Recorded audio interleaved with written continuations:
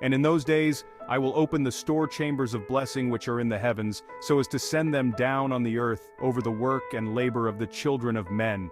And truth and peace will be associated together throughout all the days of the world and throughout all the generations of men. Before these things Enoch was hidden, and no one of the children of men knew where he was hidden, and where he dwelt, and what had become of him.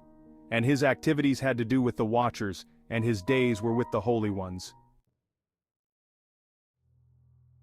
And I, Enoch, was blessing the Lord of Majesty and the King of the ages, and the watchers called me, Enoch the scribe, and said to me, Enoch, you scribe of righteousness, go, declare to the watchers of the heavens who have left the high heaven, the holy perpetual place, and have defiled themselves with women, and have done as the children of earth do, and have taken wives to themselves.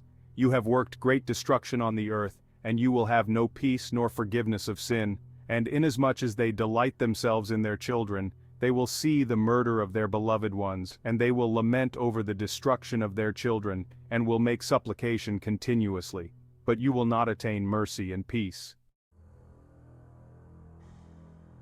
And Enoch went and said, Azazel, you will have no peace. A severe sentence has gone out against you to put you in bonds, and you will not have toleration nor request granted to you, because of the unrighteousness which you have taught, and because of all the works of godlessness and unrighteousness and sin which you have shown to men. Then I went and spoke to them all together, and they were all afraid, and fear and trembling seized them. And they implored me to draw up a petition for them that they might find forgiveness, and to read that petition in the presence of the Lord of heaven. For from that point forward they could not speak with him, nor lift up their eyes to heaven for shame of their sins for which they had been condemned. Then I wrote out their petition, and the prayer in regard to their spirits and their deeds individually, and in regard to their requests that they should have forgiveness and length. And I went off and sat down at the waters of Dan in the land of Dan to the south of the west of Hermon, and there I read their petition, and I fell asleep. And behold, a dream came to me, and visions fell down on me, and I saw visions of discipline, and a voice came bidding me to tell it to the sons of heaven and reprimand them. And when I awoke, I came to them, and they were all sitting gathered together, weeping in Abel's jail, which is between Lebanon and Sennacer, with their faces covered. And I recounted before them all the visions which I had seen in sleep, and I began to speak the words of righteousness, and to reprimand the heavenly watchers. The scroll of the words of righteousness, and of the reprimand of the perpetual watchers, in accordance with the command of the Holy Great One in that vision.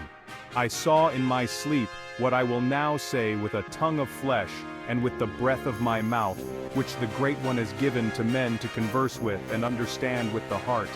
As he has created and given to man the power of understanding, the word of wisdom, so he has also created me and given me the power of reprimanding the watchers, the children of heaven.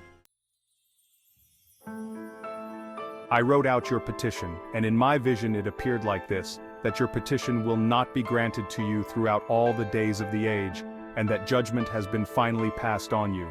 Yes, your petition will not be granted to you. And from now on you will not ascend into heaven for all ages, and in bonds of the earth the decree has gone out to bind you for all the days of the world. And you will have seen the destruction of your beloved sons beforehand, and you will have no pleasure in them, but they will fall before you by the sword. And your petition on their behalf will not be granted, nor yet on your own, even though you weep and pray, and speak all the words contained in the writing which I have written. And the vision was shown to me like this. Behold, in the vision clouds invited me, and a mist summoned me, and the course of the stars and the lightning sped toward me, and the winds in the vision caused me to fly, and lifted me upward and bore me into heaven. And I went in until I drew near to a wall, which is built of crystals and surrounded by tongues of fire. And it began to frighten me. And I went into the tongues of fire and drew near to a large house which was built of crystals. And the walls of the house were like a tessellated floor made of crystals, and its groundwork was of crystal. Its ceiling was like the path of the stars and the lightnings, and between them were fiery cherubim, and their heave was as clear as water. A flaming fire surrounded the walls, and its portals blazed with fire. And I entered into that house, and it was hot as fire and cold as ice. There were no delights of life therein, Fear covered me, and trembling took hold of me, and as I quaked and trembled, I fell on my face. And I beheld a vision, and behold, there was a second house, greater than the former, and the entire portal stood open before me, and it was built of flames of fire.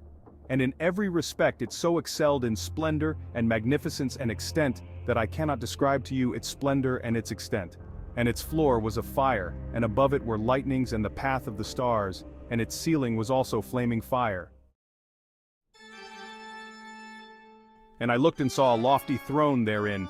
Its appearance was as crystal, and the wheels thereof as the shining sun, and there was the vision of cherubim. And from underneath the throne came streams of flaming fire so that I could not look thereon. And the great glory sat thereon, and his raiment shone more brightly than the sun, and was whiter than any snow. None of the messengers could enter and behold his face by reason of the magnificence and glory, and no flesh could behold him. The flaming fire was around him, and a great fire stood before him, and none around could draw near him. Myriads and myriads stood before him, yet he needed no counselor. And the most holy ones who were near to him did not leave by night or depart from him. And until then, I had been prostrate on my face, trembling, and the Lord called me with his own mouth and said to me, "Come here, Enoch, and hear my word." And one of the holy ones came to me and waked me, and he made me rise up and approach the door, and I bowed my face downwards.